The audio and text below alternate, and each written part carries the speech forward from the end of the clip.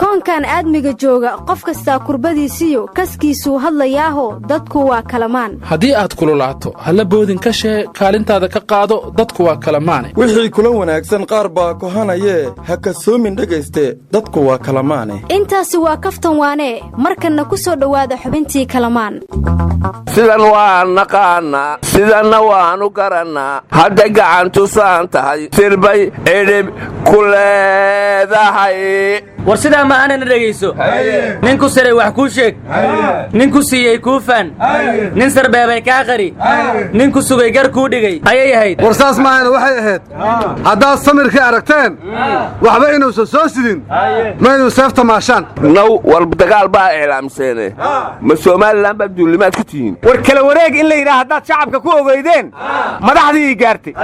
shalay galab madaxweyne waara markuu balweyne ka degay magaalada intuu san gaarin baa la kala wareeg laakiin xeeladu sameeyo dhinac kale ka soo wareegay soo magaaladii joogaana la arkay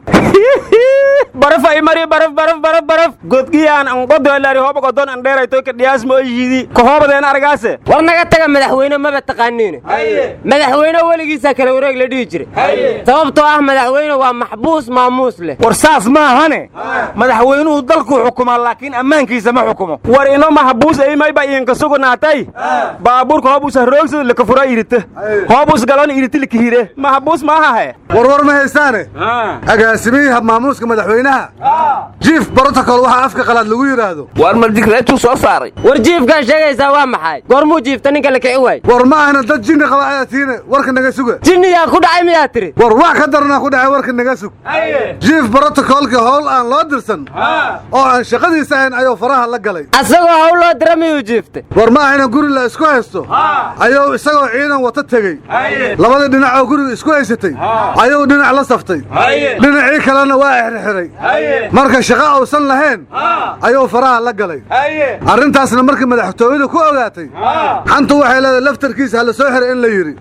kadibna cagaha ayuu wax ka dayay hadda turki inuu sii maray ayaa la sheegay ninkaas maalmaha soo socdana Greek waa laga sheegi doonaa war beentaan iska daa turki caga laguma gaare war xarfaanay laba qoloys haysata mid la safo kadibna lagu soo eedeeyo kadibna dhoofiya baasha war waxa siniyo Soomaalida ceebteeda ma aha waa caadadeeda war guryaha la isku haysto ayaantan warkoodu waa batay gudoomiyaha gobolku wuxuu yiri 28 sano nin gurigiisa xoog looga haystay ayaan maanta ku wareejinay war sarkaal booliis ah wuxuu yiri gurigayga ayaa la igu qabsaday kadibna aniga iyo xaaskii iyo caruurteydii xabsiga naloo taxaabay war hadda booliiskii hadii laga dacwooday lana xiray yaa loo dacwoonaya yaa sadad xiraya war askariga jiifo dacwoodaniyo war guryaad ka hadlaysaana warkii hore war soo dhaafnimayo wadooyinkii guriga laga dhisay dhagax dad ku ogeydeen wadada isku xiraysa number 4 iyo tarabuunka ganjeel weyn inta laga taagay ayaa handaraab dheer la geliyay markaas qoful weyn oo lamiyaana lagu xiray warniya wadadaas waa laga horeeyay wadada fiyaad ilaa beexani war ma ka haysa laba ganjeel ayaa saaran laba ganjeel war dawladdu waxay ilmaantay ballantii madaxweynaha ahayd hadaan amniga sugu waayo dadka wadooyinka ka xirmaayay dib loo xasuusiyo runtaw amnigu haba la sugu waayo wadooyinka ganjeel la saareemay war 28 sano kadib waa markii ugu horeysay ee wada ganjeel lagu xiro codsi dheer midkii jeediyay talada loo dhiibo dabihii furaa yu markaa dhagaxya saarta war ma haysiine madaxda maamul goboleedyada ee Kenya iskugu tagay rabay shirkooda waa baaqdaa la yiri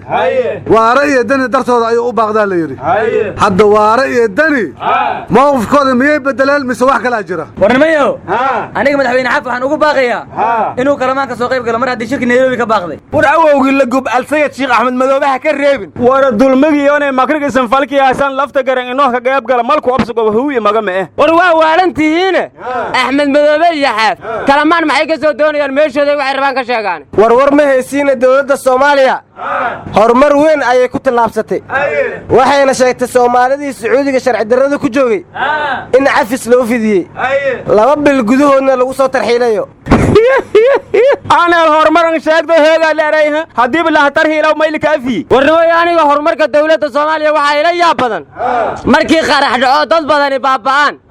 أيه دهان فشلني وأنا كهرتقني شعب كنا وعنو باغينا أدو كده جرينا صار شيئا نبات إيا نولنا وقوس قران ورآن هلورتين نبده حمدوها يان